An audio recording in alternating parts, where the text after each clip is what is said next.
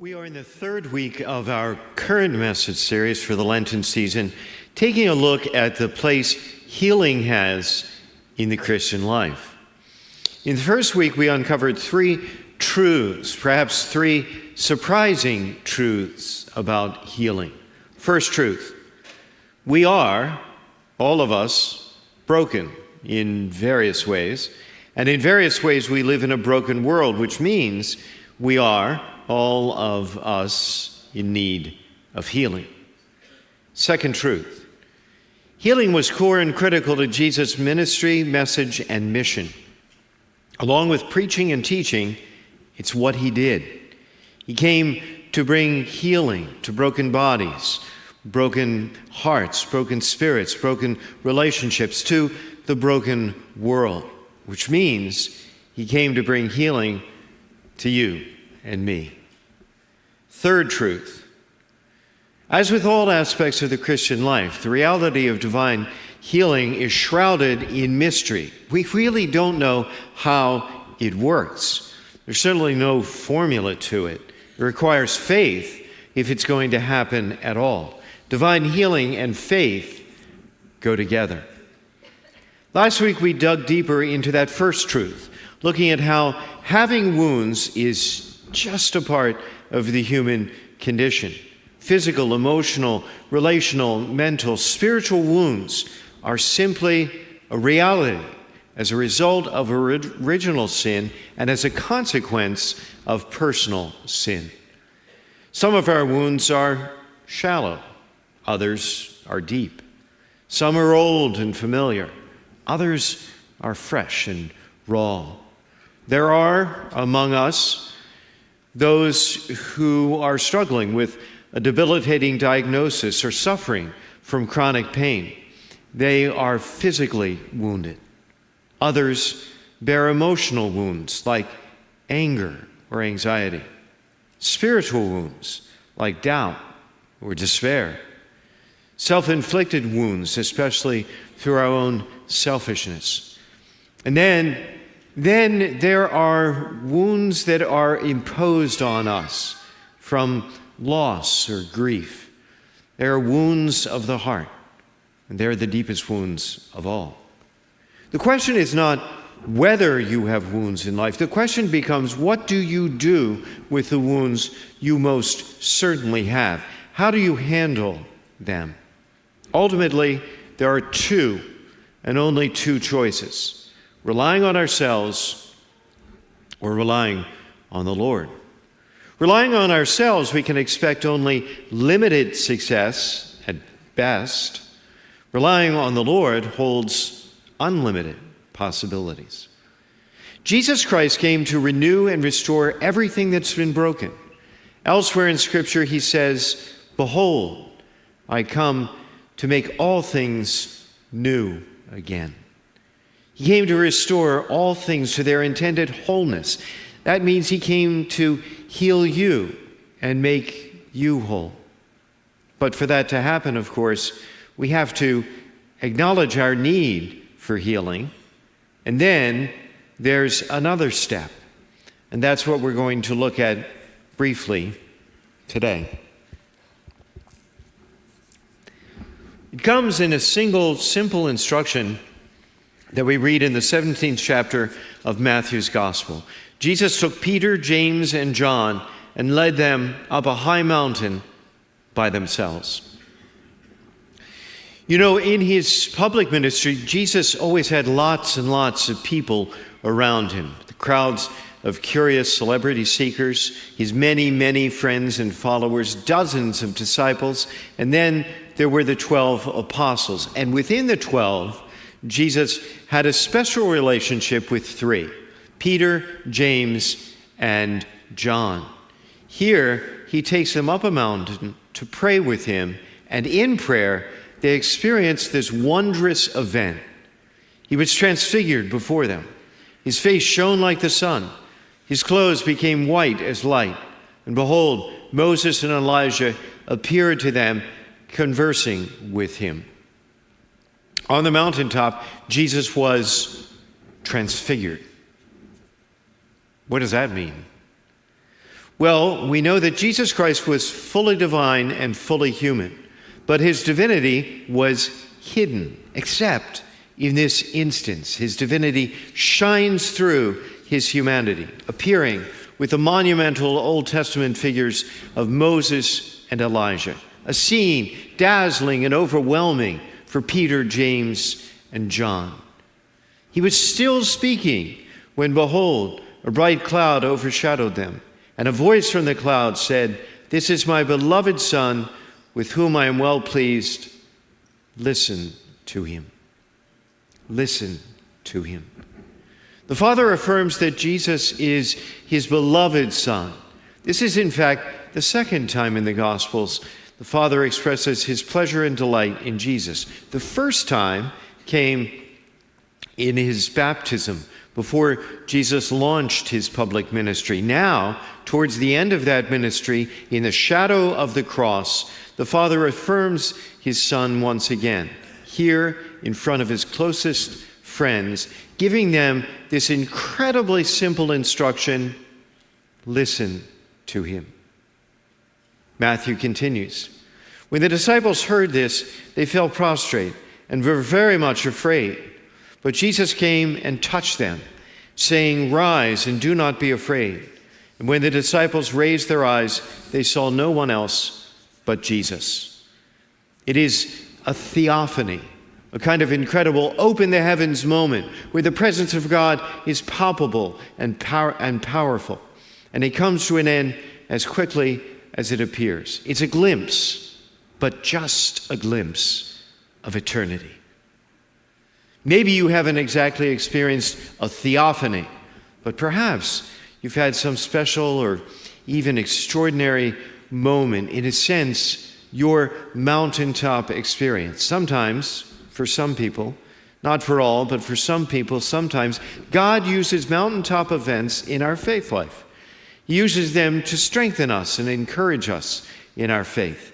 He can give us fuel to keep us going through difficulties or hardships, or as we head into some special challenge. And that's what's happening here. This wondrous event helped encourage Peter, James, and John, especially in view of the fact that their faith would be shaken to the core at Jesus' crucifixion.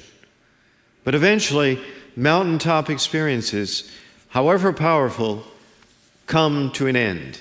They always come to an end.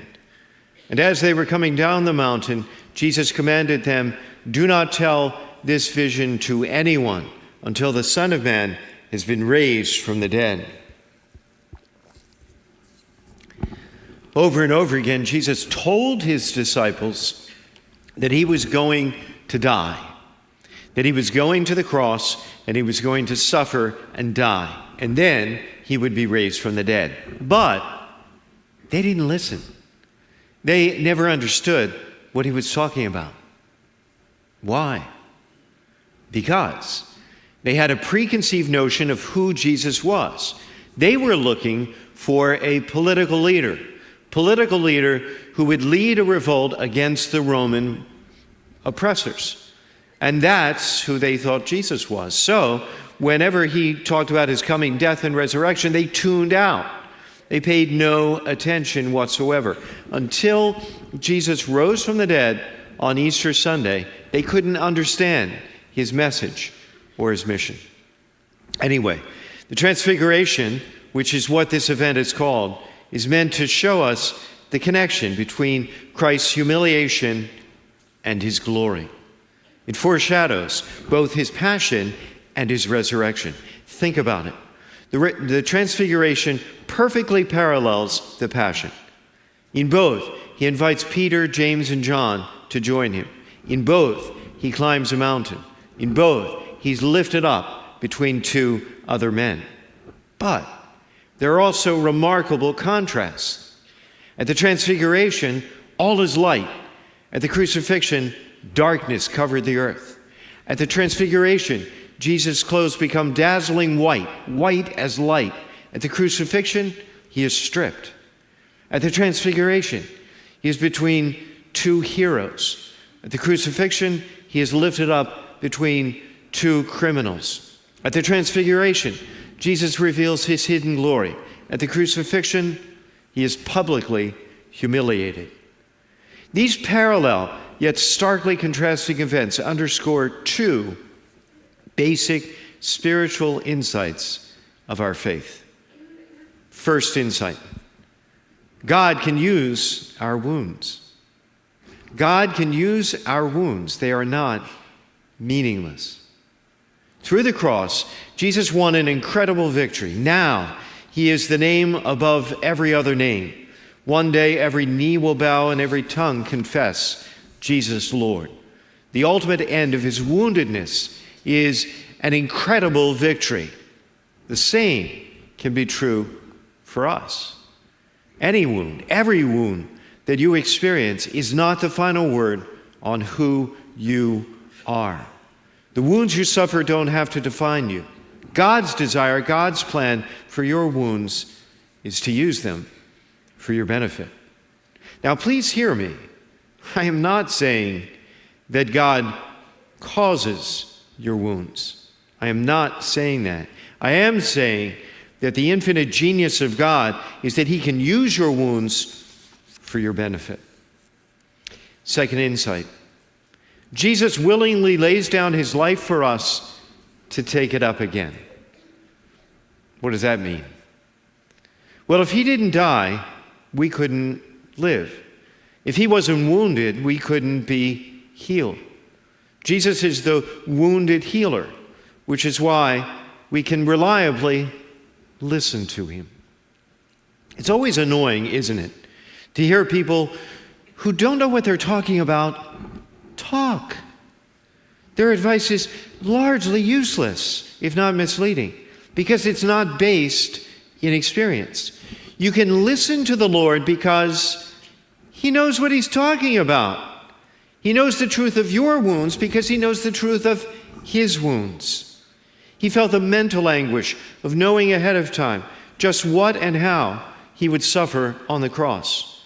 He felt physical pain as he was crowned with thorns, scourged with whips, and as nails were driven into his hands and feet. He experienced the emotional wounds of abandonment when his friends and followers fled, and he had to witness the agony of his own mother at the foot of the cross. Most of all, he felt spiritual pain as the Lamb of God who takes away the sins of the world, feeling the full weight of those sins.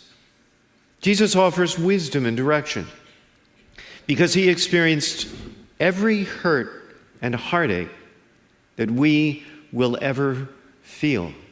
And he overcame them through the resurrection. As a consequence, healing comes from an encounter with the Lord, an encounter in which we listen to him. So we need to learn to listen or become better at listening, because he healed so many people in so many different ways. Sometimes he spoke words of consolation. Sometimes he spoke words of mercy and forgiveness. Sometimes he extended a healing touch. Every healing was different. Same for you. Same for me. Every healing is different because every wound is different. Your wounds are unlike mine or anybody else's.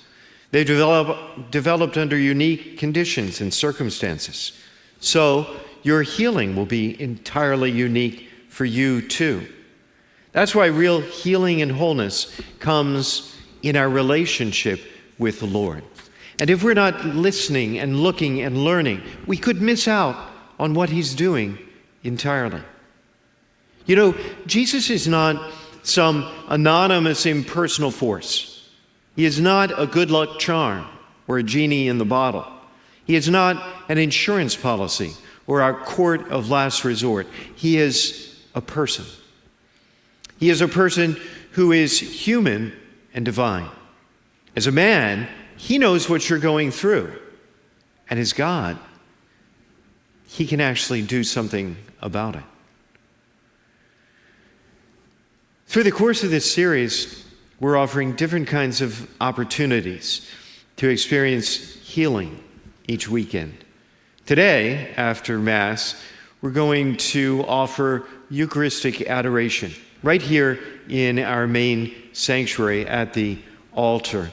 We'll end Mass differently today. We'll end Mass quietly and simply. And then, perhaps, if you have time, you can take a moment or more to kneel in prayer before the Lord, who is really present in the exposed Eucharist. It's an opportunity to stay in the presence of the Lord and to bring to him your woundedness, to share with him how your heart is hurt today. And then take a moment to listen to him. His Eucharistic presence is a healing presence to heal your heart. It can really heal your heart. The Lord wants a personal relationship with you. It's true. And here's the thing. He wants a growing relationship with you. Where it is right now, that's not where he wants it to be. He wants a growing relationship with you. He wants to grow in intimacy with you. And often, that can happen most effectively, precisely through our wounds. It's actually our wounds that can be a part of an incredible exchange that we can have with the Lord.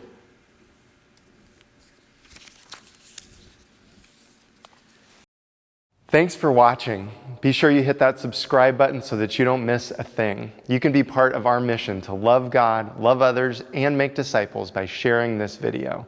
We're grateful that you're part of this community.